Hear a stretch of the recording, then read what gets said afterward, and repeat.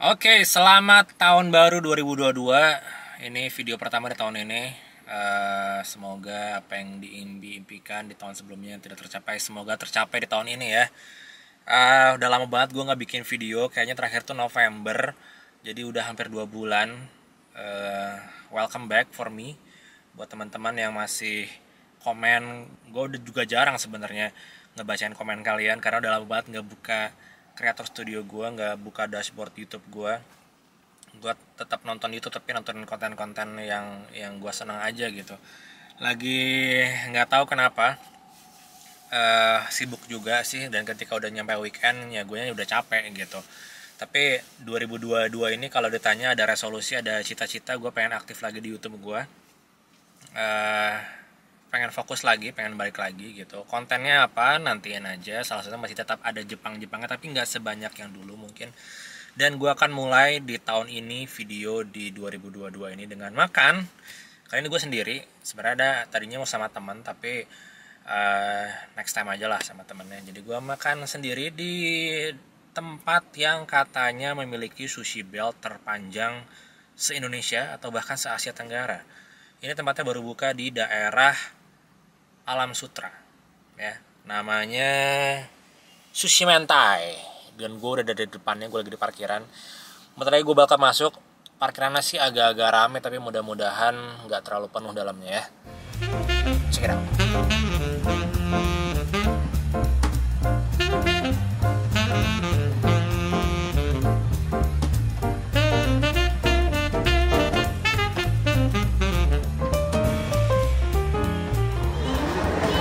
Oke, akhirnya gue udah masuk. Ada tempat kosong ternyata, dan kayaknya gue cuman di sini yang sendirian. Sisanya banyak banget keluarga karena lagi weekend, lagi hari Sabtu. Ini gue awkward juga makan sendirian gitu ya. Tapi udah biasa lah, gue udah biasa banget makan sendiri.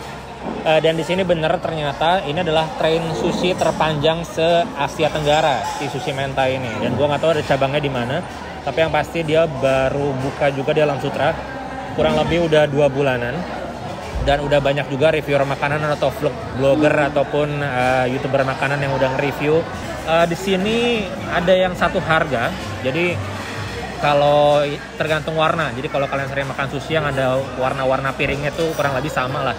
Yang warna kuning itu mulai dari 10.000 belum termasuk pajak dan juga servis. Yang warna biru itu 15.000 dan yang warna merah 13.000. Gue udah ngambil beberapa dan ada menu juga yang bisa kita scan, yang bisa kita pesan di luar dari sushi-sushi. Jadi ada donburi, ada soba, ada salad, appetizer, ada agemono, ada nasi juga kalau kalian mau pesan. Di situ juga pokoknya lumayan lengkap lah untuk makanan family restoran Jepang gitu ya. Minumnya juga standar, ada ocha, ada yang dingin, ada yang hangat juga. Intinya mirip-mirip dan menurut gue harganya terjangkau banget. Gue nggak tahu, makan sendiri ini termasuk yang cukup banyak buat per porsi satu orang. Tapi harusnya nggak terlalu mahal dan kayaknya bisa menjangkau semua kalangan. Jadi gue mau langsung coba aja makanannya. Ada beberapa yang belum datang tapi let's go.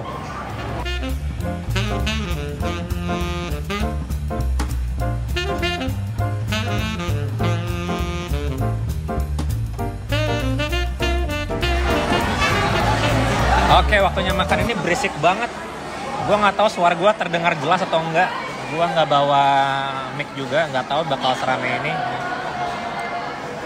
Ini adalah corn mayo dulu. Manis sih pasti.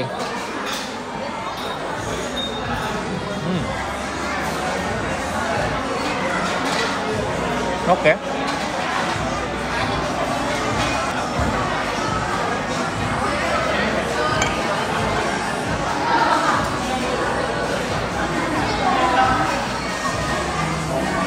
Biasanya kalau kita ngebandingin restoran ya, kita mau nge-review restoran terutama sushi, yang paling gampang buat dinilai adalah nasinya. Nasinya apakah oke, kepulenannya, rasa vinegarnya, karena sushi kan sebenarnya oke. Rasanya malah terakhir. Kasih mbak.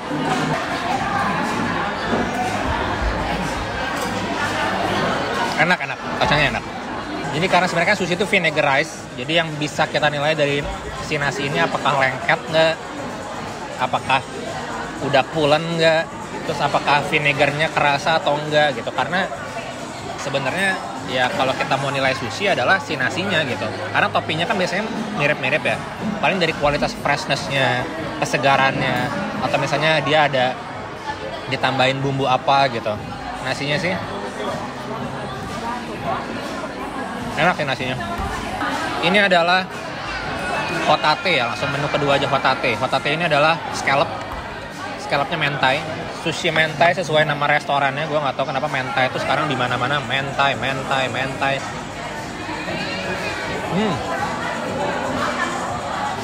Agak nanggung sih deh.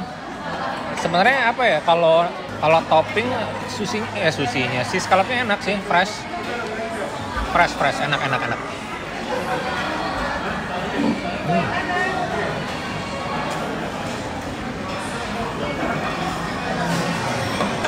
Masih ada 2 piring sushi. Tapi tadi di awal gue pesen appetizer. Appetizer ini adalah cuka kurage. Jadi cuka kurage itu adalah, penjelasannya gue taruh di bawah. Gak bisa mikir. Dia pakai goma atasnya, pakai wijen gitu. Enak sih. Wah, parah sih ini.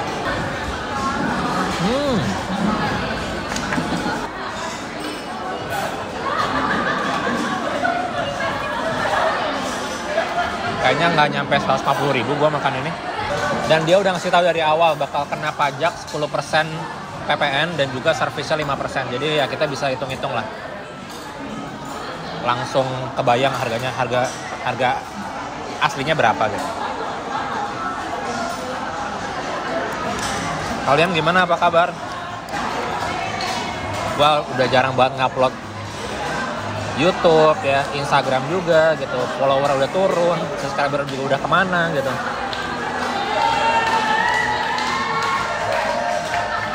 Ada yang ulang tahun. Dikasih sushi yang ulang tahun juga, sama kayak Sushi Tei. Ya ini bukan video endorse, jadi gue boleh ngomong brand lain lah. Oh, di ujung ada bapak-bapak yang makan sendirian juga, jadi gue nggak sendirian banget. Kalau ada yang mikir, ini orang jomblo kali ya, ini orang kasihan banget gak punya teman ya. Mau bodo amat. Dan hebatnya ya, walaupun gue makan sendiri nih, gue beneran makan sendiri. Tuh. Gue beneran makan sendiri. Siapa tahu ada yang nggak percaya, karena di belakang kamera ada siapa bang, ada cewek. Nggak ada, gue makan sendiri. Walaupun gue makan sendiri, kan Osa di sini kan refill ya, free refill. Gue dikasih segini supaya nggak bolak-balik nanya. Itu kayaknya tiap apa meja dikasih gini satu. Kalau ada yang pesan yang panas dikasih yang termos, atau bahkan kalau lagi banyak orangnya gitu ya, lebih dari 4 orang dikasih es batu. Luar biasa. Maksudnya dengan customer atau tamu serame ini masih bisa ngasih service yang bagus gitu. Nggak lama juga datangnya. Salmon itu kenapa ya? Enak gitu. Mungkin ada yang nggak bisa makan salmon mentah, gua ngerti sih.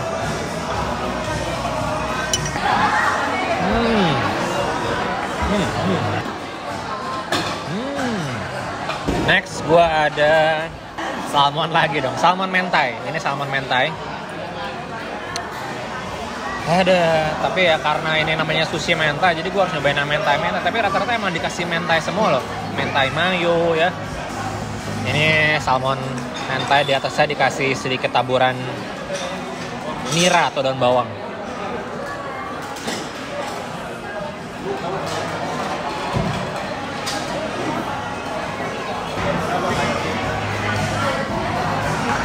Enak tapi bukan my favorite, gue nggak terlalu suka. Terakhir gue punya kani mentai. Ini masih di sushi yang warnanya yellow, artinya harganya cuma 10.000. Oh ya, di sini untuk si sausnya cuma ada table soyu. Gue keluarin bentar ya. Table soyu kayak gini. Ada wasabi seperti biasa. Wasabinya kayak ditoplesin gitu. Dan ada bubuk cabe. Wasabi itu dalam bahasa Jepangnya apa ya? Japanese chili powder. Togarashi, Nanami Togarashi. Oke, jadi dapat Nanami Togarashinya juga. Sama lah kayak di restoran sushi restoran sushi pada umumnya. Jadi kalau restoran sushi yang punya sushi belt kayak gini sebutnya kaiten sushi. Gua pernah bikin juga 5 tahun lalu. Sushi 100 yen. Itu gue masih bikin pakai iPhone bikinnya. Di sini juga banyak ya, maksudnya di Indonesia ini udah mulai ada kayak Sushi Go gitu-gitu. Itu harga satu piringnya 15.000, tapi 15.000 terlalu mahal buat orang sini. Gue ngerasanya gitu ya. Belum itu kan termasuk pajak, termasuk PPN ya, termasuk si servisnya gitu. Kalau dibikin start dari 10.000 itu lebih make sense, lebih bervariatif gitu. Orang pengennya gue cuma punya budget 50.000 nih, pengen makan sushi 4 piring yang 10 ribuan, masih bisa, masih masuk gitu, masih bisa. Oke, ini adalah kani mentai, lagi-lagi mentai, enak lama-lama ya, kebanyakan mentai itu. Kalian kalau sushi yang dikasih saus yang bawah atau yang atas? Sebenarnya yang bagus, yang bener itu yang atas. Jadi nasinya tuh nggak kena saus sebenarnya, jadi dibalikin ya. Dibalikin ya. Tapi ini kan dirapetin sama si nori ya, sama si seaweednya, jadi bisa dibalikin. Kadang-kadang ada sushi yang nggak dipakai nori, jadi susah buat dibalikin gitu.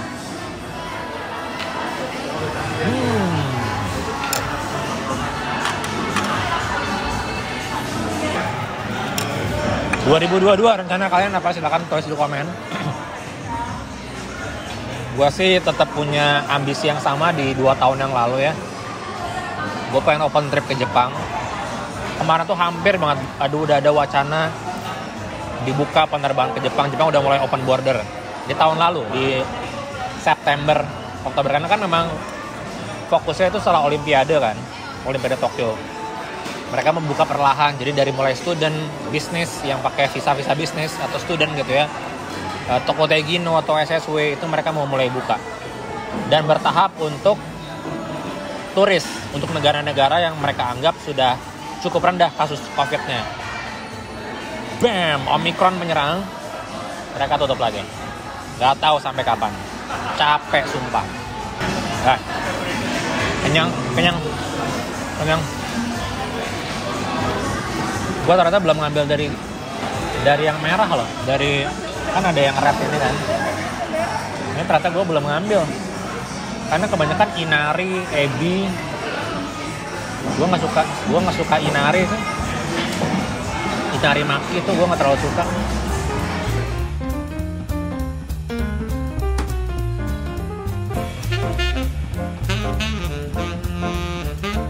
Ini sushi mentai ini ternyata beyond expectation ya. Gue pikir bakal mahal, tapi memang karena di set sebagai family restaurant.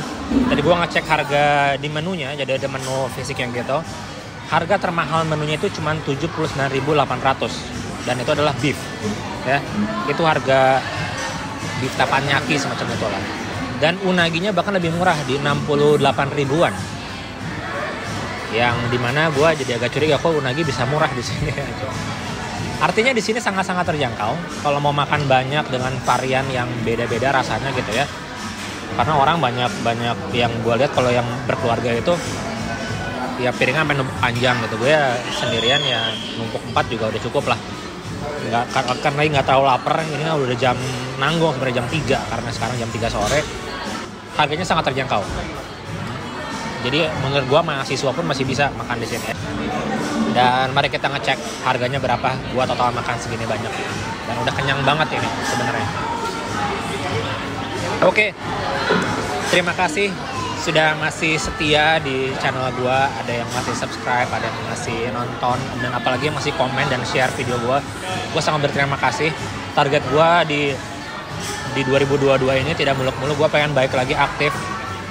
At least gue nerima AdSense lagi lah, jujur-jujurnya kasarnya gitu. Gue pengen nerima AdSense lagi dari YouTube gitu ya. Artinya video gue rame lagi.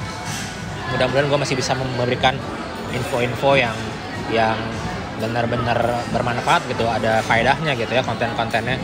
Dan gue nggak akan hanya fokus di Jepang aja, nggak akan fokus di, kalau mau nge-review makan juga, kalau makan mungkin Jepang ya, tapi kalau untuk topik, karena gue kan kerja di agency, gue kerja sebagai digital marketer, mungkin itu akan banyak gue sampaikan juga di video ini, karena itu yang gue pahami sekarang. Gue bisa diajak ngobrol seharian tentang digital marketing itu tanpa gue harus prepare apa-apa, istilah kasarnya kayak gitu. Jadi itu mungkin yang akan gue bagikan di video ini. Buat kalian yang tertarik tentang konten digital marketing, tunggu setelah ini ya, karena setelah video ini, beberapa video setelah ini kemungkinan akan ngebahas itu.